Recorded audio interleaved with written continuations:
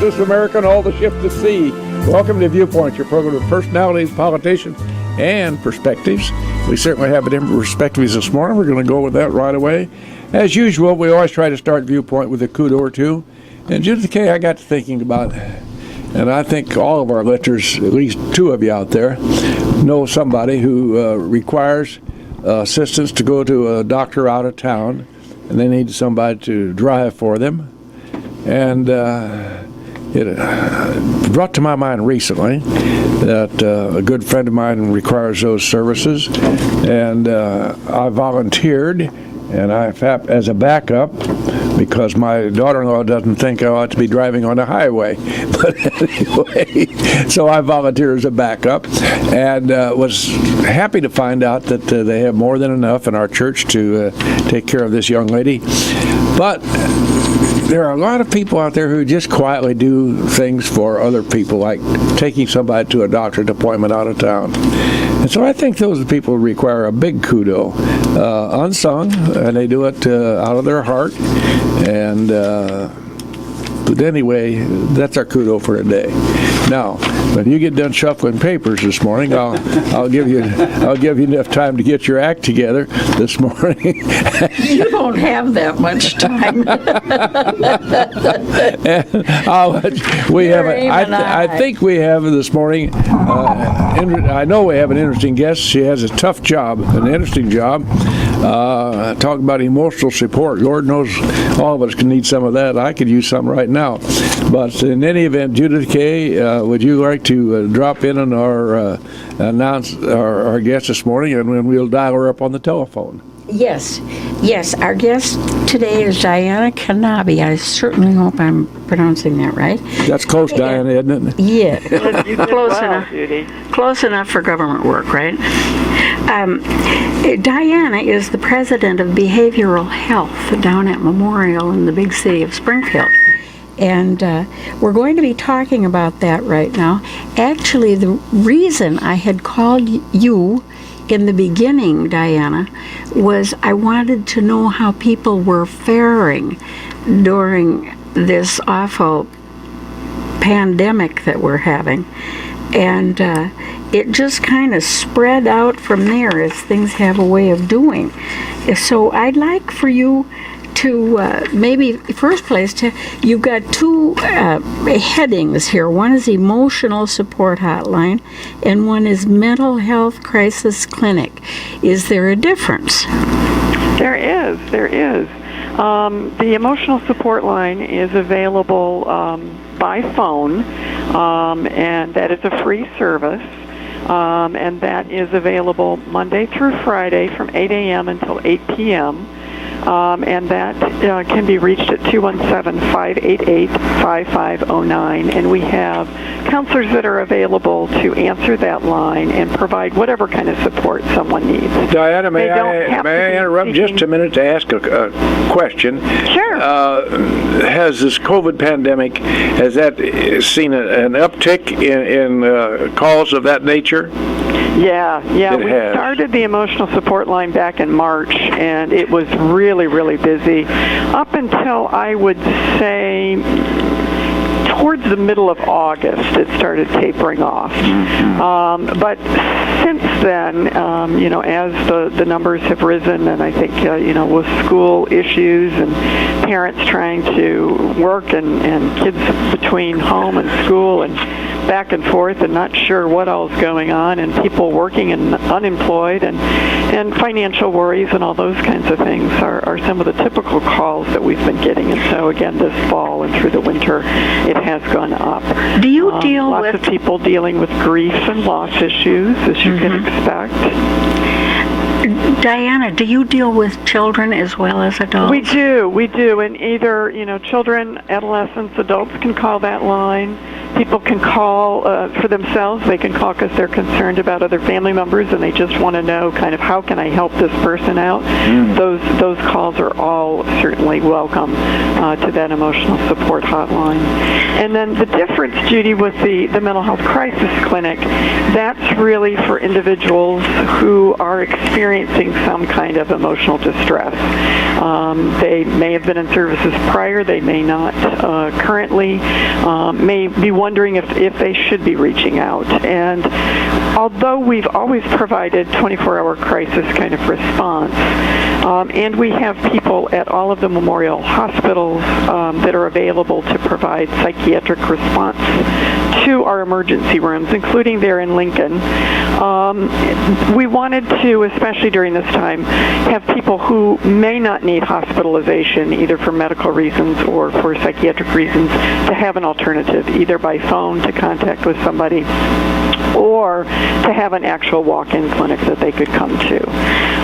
So for those that are in Lincoln, I encourage them to call because we do have a lot of televideo and telephone services available to folks. And our folks can make the determination as to whether they could be seen right away in Lincoln at our clinic there with the Memorial Physician Services, or whether they need to meet someone at the emergency room there in Lincoln, in addition, again, to the larger hospital system that Memorial has. So that is available, and that's available for children, adolescents, and adults as well. And the phone number for that is 217-525-1064. Again, that's 217-525-1064 for anybody who may be wanting to know and wanting to potentially get into mental health services. I would think, Diane, without knowing anything at all about this entire subject, it just seems to me that common sense would think I have some left, would tell me that working with children under this blanket is a much more difficult problem than working with an adult. Poor little beggars, they don't have the ability to comprehend what their problems are, and I would suspect that that's probably a much more delicate type of call to work with. Am I correct in that? It certainly can be. You know, the nice thing is that kids are really tech savvy, and so I think once we were able to get televideo and some of the telephone, and kids can text to some of the 24-hour lines, I think that's been very helpful. Kids, especially younger kids, I think are not as open on the phone itself, and so giving the video option to kids, I think is more comfortable for them sometimes than for some of us that are of the older group and may not be as familiar with some of the tech kinds of things, and that may be a little intimidating to us. But we do have phone and we do have in person as well. Diane, the great bad word, addiction. Yes. That has to be a major part of your workload. Would I be correct in that? We do some outpatient services, and again provide assistance with folks that end up in the emergency rooms. You know, we've nationwide, and I think certainly here in Illinois and even in our area, the overdoses have gone up tremendously. So for individuals, you know, and I think the data's out there, you know, that the alcohol use is up. I think all of the, you know, illegal street drugs. Yeah. I haven't seen the numbers, although I think it's fairly large for the medical marijuana and for the recreational marijuana as well. So yes, it is an extreme concern, and we work very closely with two of the large substance abuse providers in our area, Gateway and Family Guidance Center, who may need more like residential detox services, and they have those for adolescents as well as for adults.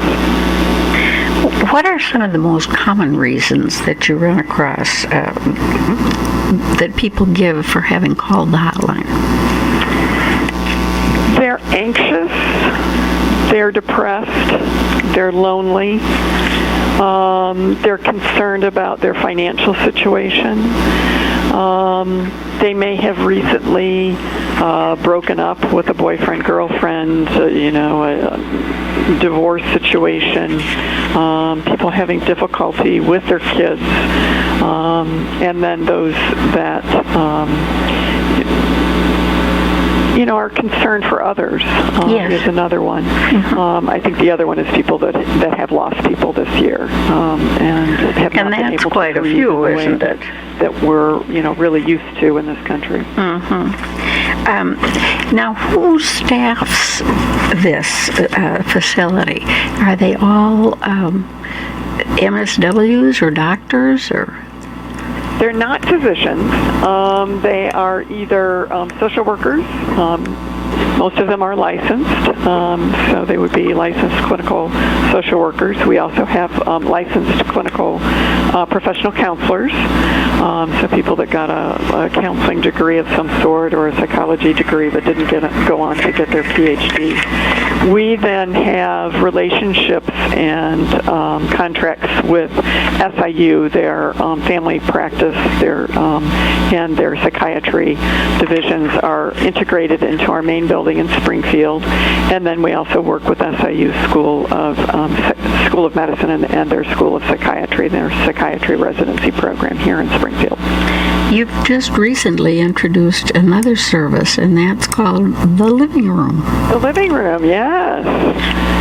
We're very talk excited about to get that going. That again is a walk-in kind of a service, and we were hoping that we would get people who are potentially reluctant to receive, typical mental health or psychiatric services. Maybe they've tried it in the past and didn't find it successful. Sometimes there are people who end up in the emergency room quite a bit because of not coping well with their emotional issues, their mental health issues, but don't always need to be psychiatrically hospitalized, and so wanting to give folks a safe place that they could go. So it's called the Living Room because it's set up much more casual, like someone's comfortable living room that you could go and people can just sit and relax, as some of them say, chill.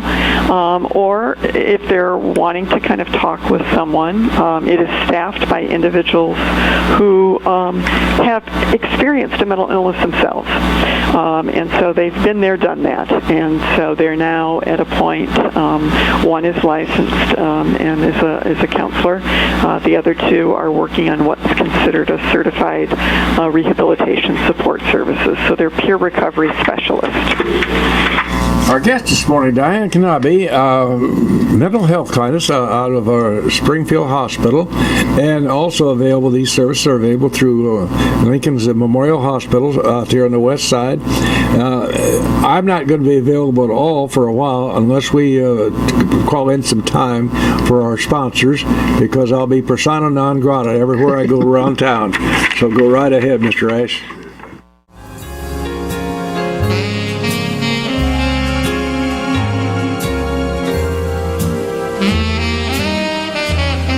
And Mr. Ash has pushed the right buttons, working under a handicap here this morning. Right back live in the studios here, WLCN 96.3, high on the road on Lazy Road. We have a guest, a special guest this morning, Diane Knaebe, representing Memorial Hospital Group. Here we are closing out 2020, and here with the country, well, indeed, the world over is in a pandemic due to this coronavirus business. And a lot of people, through no fault of their own, are having serious emotional problems with this, wrestling with their questions and how to work with their problems.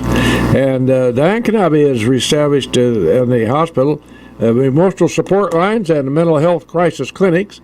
And it's 648-5510, the number to call if you have any questions. We will ask Diane in a couple of seconds here to give her her number so that people can call her direct. People wrestling with problems today, these are tough things. I just think of the wait staff in various restaurants, and how suddenly their income is just not always shrunk and dried up. That's a serious emotional problem for anybody. People with children who don't understand the ramifications of this and why mommy or daddy are a little sharp and short with them, and it puts everybody in a tight barrel. So Diane Knaebe, we appreciate your being with us this morning and spending your time with us. Let's just go right ahead with the number of the hotline that should be called if somebody has a problem. Yes, the emotional support line is 217-588-5509. And then there's also a National Suicide Prevention Lifeline, and that's 24 hours a day. And I'm going to give you a phone number for that. It's 1-800-273-TALK or 1-800-273-8255. And that is also answered most of the time by Memorial Behavioral Health Center staff.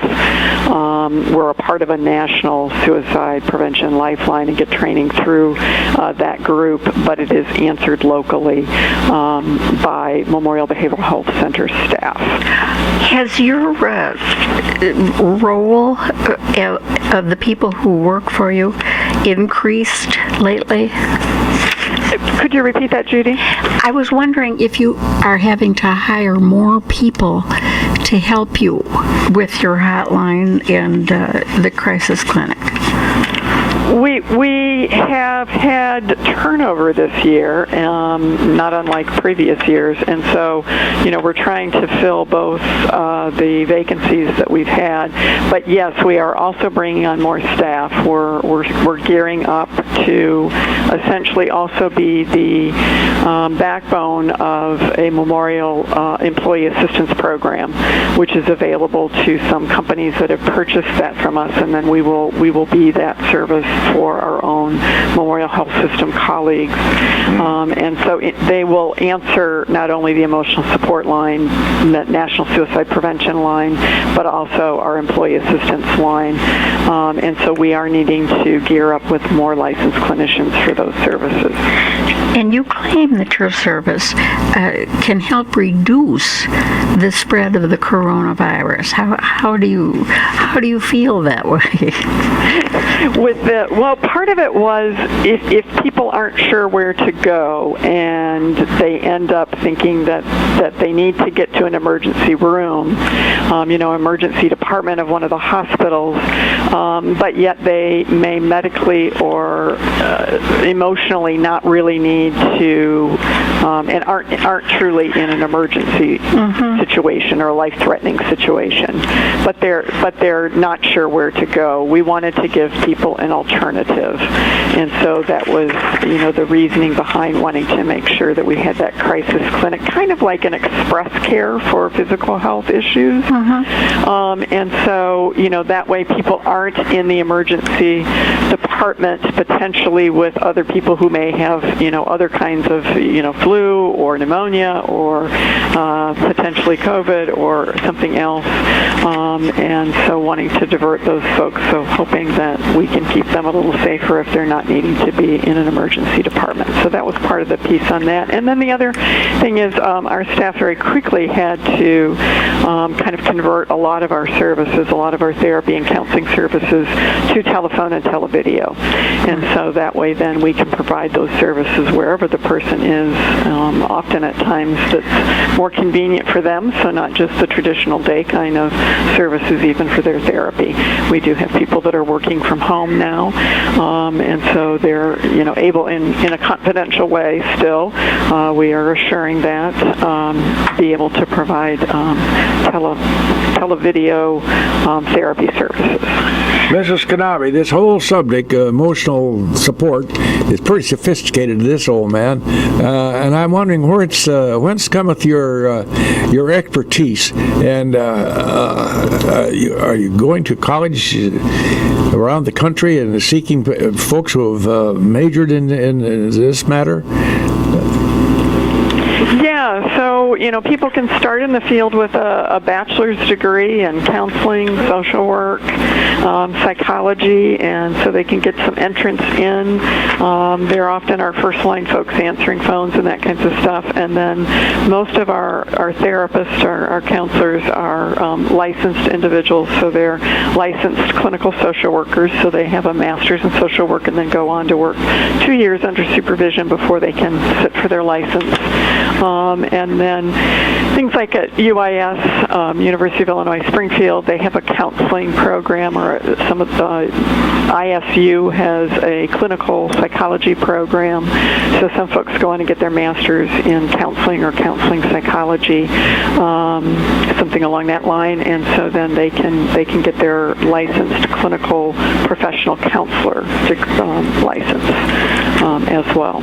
So, how was the decision made by whomever to enter this very much, it seems to me, a very much needed support system for a lot of people in this particular time? This thing is just growing by topsies, leaps and bounds, and somebody's okay today, and the next couple of days they're kind of at the bottom of the dumps as far as their feelings are concerned. How did it happen that the hospital establishes the emotional hotline? I think it's very, very important. It is, and it was wonderful that the administration here at the health system saw that our emotional and mental health is as important to us as our physical health. We are body, mind, and spirit, and so it's important that we're taking care of ourselves on a holistic level. And if we're not emotionally doing well, it really has a physical impact as well. And so, it's important that we take care of our emotional sense. And I think for a lot of us, this is unknown, and it can be from moment to moment difficult to cope depending upon what all's going on. Mm-hmm. And I think for a lot of folks, as you've been saying, the types of things that most of us are dealing with, it's just tremendous.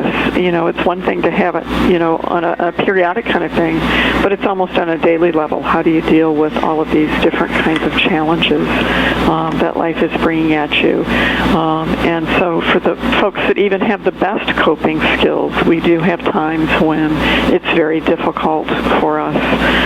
And as you mentioned, sometimes we take it out on those that we work with, those that we love and live with and care about. They sometimes can get the brunt of our not doing well. And so that's part of the other reason that emotional support hotline is there. Do you get calls from a desperate housewife or mother about food and the potential lack thereof, or how to handle it? Is that a prominent call? It is. I'm sorry to know that. That piece of where is my next meal going to come from? And I think that's one of the things that's nice too. We do have a lot of staff that have a lot of connections with all of our local communities and where they can access, kind of those basic needs, and try to help then people connect with those. And that's something our living room staff is doing with people that are coming in too, because many of them are struggling with just kind of basic resources and just really having a hard time coping with that. If someone comes to the living room and you spot that they've got some really deep-seated problems, is there a service whereby they can get more intense therapy? Yes. So it could be that that's their first visit with us, and they begin to develop some trust and some rapport and are willing to now say, yeah, I think I really need to see somebody, and that may be a counselor, it may be a case manager to help connect them with basic resources and community needs, and it may also then be making sure that we can get them in to see a psychiatrist and get them started on medication in addition to the therapy and the community support that we can offer them. Mr. Leathers has suggested I ask this question, and that is, who can call the hotline? Anyone, or just Memorial Behavioral Health patients? That's a very basic question, and maybe some people are confused about that. Yeah, anybody can call. They can call Josephine Smith right off the street who's having a problem. She can get in touch with you. Pardon? I say, some lady on the street who's having a serious mental problem, and she's just bewildered and confused, it's okay for her to call. Absolutely. For whatever reason that people want to call, and they'll be talked to, and if they need some service in addition to ours or in lieu of the behavioral health services, then our staff should be able to help connect them. I presume the mantra would be there are no dumb questions. Exactly. Go ahead, Mrs. Busby. I'm Yeah. passing the baton. I see that. You reach up and grab it as I go by. Now, how do you figure that your services can help reduce the spread of the virus? Well, again, I think, having people be in a place other than an emergency room if they're not needing that. And then also, I think if we can offer them telephone and televideo services so that they're in their own home, so that they're not having to come into an office building, into a medical facility, so that we can help them in that way if that's what they're needing. It almost becomes a paranoia with some people, this business of intermingling with the rest of your fellow man. And yeah, it can be at either extreme. People just really feeling cut off, and that's very difficult for them. And so, how to deal with kind of that loneliness, especially again for people who may not have access or may not know how to use technology, and so, really feeling cut off. And sometimes then people could do something extreme as a result, or people hearing different kinds of things and not knowing what to believe. And I think our connection to good, reliable scientific information with our connection to Memorial Health System really helps our providers out as well. At this time of the year, it's got to be so awful to lose a loved one. And I was wondering if you don't have people who are really suffering because this has happened to them. Absolutely. And again, we're working closely, and both our Memorial Hospice teams, have social workers in them, but we're also making sure that if there's ongoing needs that go beyond, so family members who may have lost someone to cancer or some other piece that have been involved with hospice, and that hospice team now needs to finish up their work, but the person and maybe family members still needing some assistance with grief or loss or other kinds of issues, they can make that referral to us. We've now got a lot of folks that that our home health teams are providing services to, and they have social workers on their teams as well. But again, sometimes they've got maybe not the patient they're working on, but family members that they're aware of that are having difficulty, that they can make the referral then to our team as well. Mrs. Knaebe, with regards to somebody calling in, have you found that one call probably is not going to be sufficient? In other words, you have follow-up calls. Is that correct? We do. We have a number of folks that will call the emotional support line, sometimes on a regular, basis.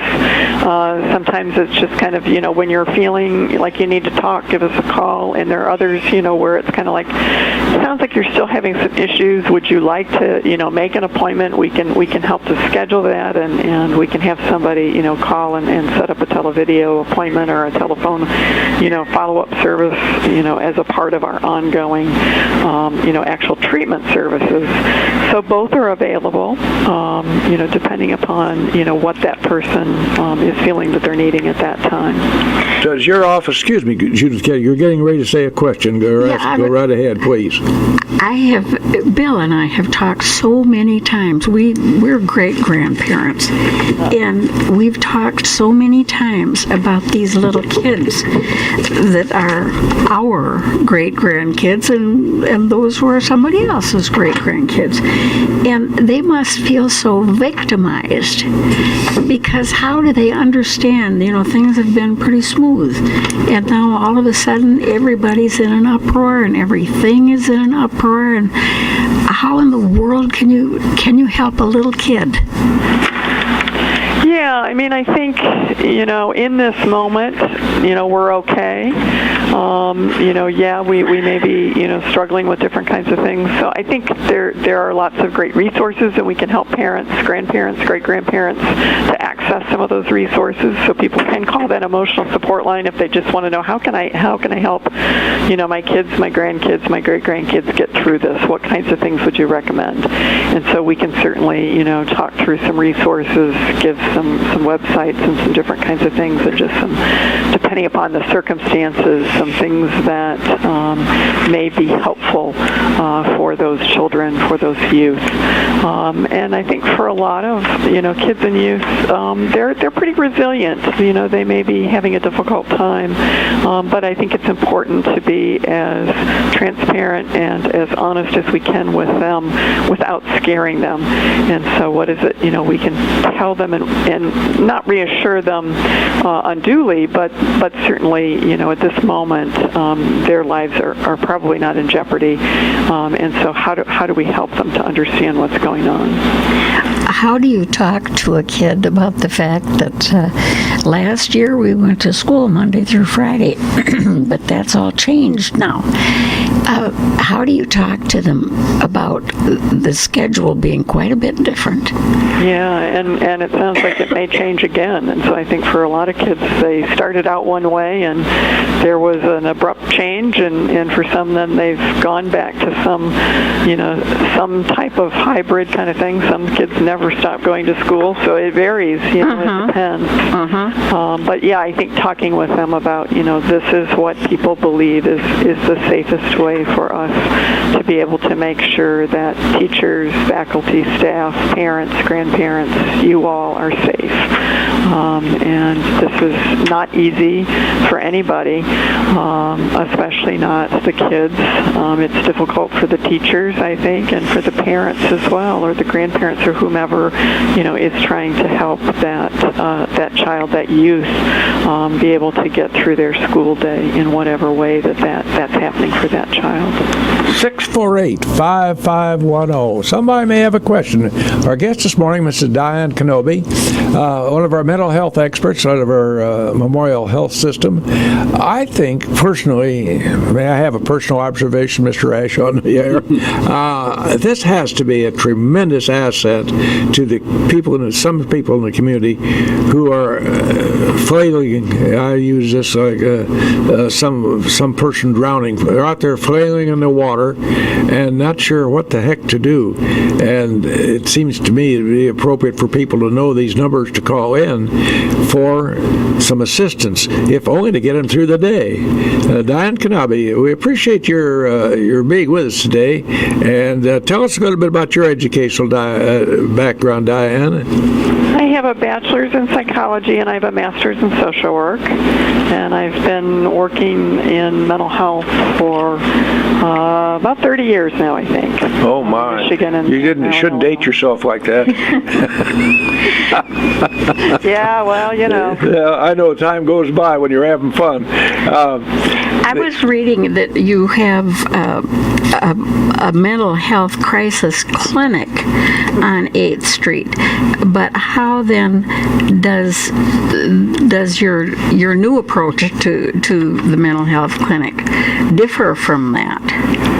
Well, we've now called it the Mental Health Crisis Clinic, and so that number is 217-525-1064, and that's open Monday through Friday, 8:30 to 4:30, and people can either call the phone number and make a determination as to whether they need to come here to be seen or whether we can help them over the phone or schedule a video visit, which could happen that same day, and then look at, because we serve such a large area, and we do have staff, in Lincoln at offices there. We do have staff, in Jacksonville. We've got staff here in Springfield. We've got connections in Decatur with Decatur Memorial Hospital now, as well as ability to go in televideo-wise into the Taylorville Hospital, and then we have a small kind of clinic in Taylorville as well. So our spread is pretty wide, but here at the 8th Street office is a primary office for us, and so people can walk in and receive services here and get to see a crisis counselor, get to see potentially a therapist.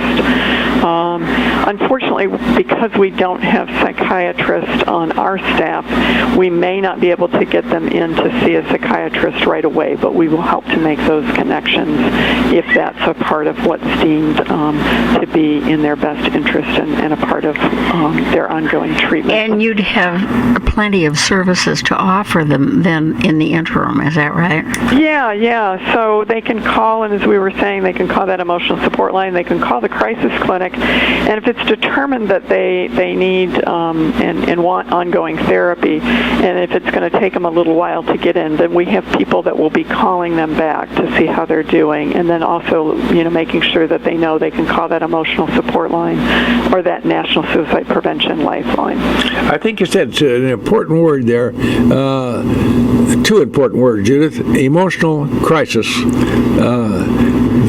That would be the main reason, perhaps the only reason somebody would call in. They have an emotional crisis. It may not be to anybody else, but it is to the person that calls in. And the people on the other end of the phone, do you ever get to the end of the day and say, gee, that was a tough day? Mm-hmm. I'm sure. Yeah, and I think that's the other piece. Because all of our staff are also having to deal with being parents and grandparents, and trying to help or family, other family members. So we all have lives outside of work, and so Sure. need to make sure that we're taking care of ourselves and taking care of each other, so that we can be there to help continue to take care of those in the community that need our services. It's so important. You have to follow the old saw about physician heal thyself, don't you? Absolutely, Judy. You're so correct. And I think you were saying we've had over 1,700 individuals that have called the emotional support line since it started in mid-March. So, and some of those folks have called multiple times. So it's certainly, I think, been valuable to our area. The living room started in November 16th. It opened up, and in the first month, I don't have the stats for the last couple of weeks, but through December, we served 65 guests, so 65 individuals, and a number of them have come multiple times as well. We were supposed to, we got a grant from the Department of Mental Health, the Division of Mental Health with the state, and we were supposed to, in the first quarter, serve 50 people. So in just a month, we served well over what we were supposed to do in the first quarter. If somebody's having a really hard time, what would be the process that they have to follow in order to be able to come to the living room, for instance? No, they don't need to do anything other than when they get here, staff will ask them some of the screening questions, to determine whether they may be at risk of COVID, and they'll take their temperature. They'll make sure that they're wearing a mask. Yeah. Some people are just supremely torqued about this mask business. They just can't get beyond it. And it's the only thing that we had going for us until they came up with this vaccine that could help save us and others from one another. Now, with respect to calls, you have, now that the vaccine is becoming available, will you be getting calls like that at your mental health crisis line? I haven't checked with the staff this week to see if they're starting to get those calls. I know that on, the Memorial social media and that kinds of stuff, we're trying to get a lot of word out, and much like many of the other health systems, for those individuals that are beginning to, on our staffs, or as they're getting their vaccines, that, we're kind of highlighting people and what the experience is like for them, like the first week after they've had the vaccine, and are they having any any, side effects and those kinds of things. And so I think that's been helpful. I see it not just within our own Memorial Health System, but with other, providers across social media and listening on the radio and those kinds of things. So I think it's helpful to hear what's going on. I just got my notice yesterday, and I'm kind of lower since I don't see people in my office really as far as patients or anything along that line. But I do still come into the office, and as we were saying, I'm kind of in that upper age area, so I just got my notice saying that I can schedule my time to get my vaccine, so I will be doing that today. How are people greeting the vaccine? I'm sorry? How are people greeting the vaccine? I think it varies. I think initially our colleagues were not quite sure, and so I think I heard actually from the CEO in Lincoln the other day. He indicated that initially I think about 40% of the Lincoln Memorial Health System staff had indicated that they wanted the vaccine, and I think with more people beginning to take the vaccine and doing well, and I think the more that people are hearing, how people across the nation in our area are doing, we've actually increased that. So I think he said the other day that more like 60% of the colleagues were now wanting to take the vaccine. Good. You have staff meetings, of course, all the time. Do you ever leave a staff meeting with the point that, well, let's all just go down to the nearest watering hole and forget this whole thing for a day? Sometimes, but yeah, that only helps for a little while, right? You're doing a tremendous amount of good for a lot of people. We appreciate. Now, I'd like to give you a couple of seconds to close, if you would like to, Mrs. Knaebe. Well, I think, for me, even though there are a lot of people that are having emotional issues, and we expect that even once the physical kinds of things have subsided, that there's still going to be lots of emotional and trauma and grief and loss issues that the general public as well as healthcare providers are going to be needing that emotional support and assistance along the line. And so we're prepared to help with that. I think the part though for me that I see some hope is, having been in the field for a long time, I think there's been a lot of stigma around people receiving mental health services. And I think now more people realize the importance, of our emotional health and our mental well-being. And I'm hopeful that maybe some of that stigma will go away and people will see that this is just another part of who we are, and we need to make sure that we're taking good care of ourselves overall. And that includes Diane Knaebe, the representative of Memorial Healthcare Mental Health Clinic. Young lady, you've done an amount of good for us this morning, a tremendous amount of good. We appreciate your taking your time. Judy and I'd like to meet you, not professionally, but just socially somewhere over a cup of coffee so we can discuss this a little further. We thank you very much, my dear, for your expertise. And Mr. Leathers, you did a great job of submitting questions for us. We didn't get to touch them. We got so interested in what your young lady was telling us in the way of her answers. Great service for our folks under the Memorial Health Kennel mantle. A lot of folks need it out there, so don't hesitate to call. For Judy Busby, this is Bill Gossett wishing you a good day. Don't forget our wounded warriors, folks. That'll do it.